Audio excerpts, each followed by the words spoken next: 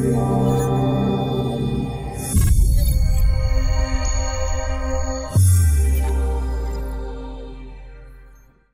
back to those micro wins, I love that. I do. Mm-hmm. Because often when people feel very overwhelmed, it means they've started a lot of things, but they haven't completed anything. Mm-hmm. So that's why, like I said, I make my bed each morning. It's a very small win. And of course, this isn't my original thought. There was I believe it's an admiral, Mm-hmm. McRaven Mm-hmm. from the U.S. He's from military. UT, I believe. Yeah, you're right. You're right. He gave a Mm-hmm. speech there. Great speech, great book. I've read and listened to both.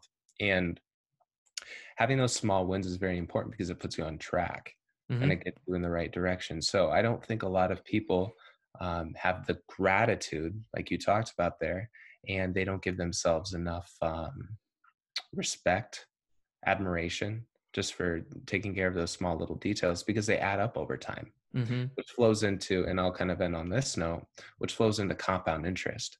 I'm sure we're both familiar with the terms.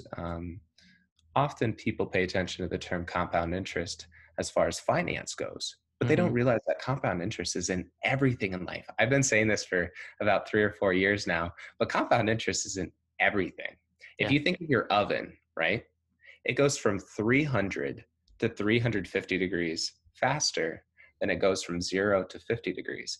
It's still the same 50-degree difference, but Mm-hmm. all that heat has been compounding. And so Mm-hmm. that's why it goes faster on the back end. And I Mm-hmm. don't think a lot of people realize that in order to get to the 3 to 350 degrees, you had to start somewhere. So you start with the small wins that might start a little slower, but then they gain speed, gain momentum, and they compound, which I think is a very interesting point.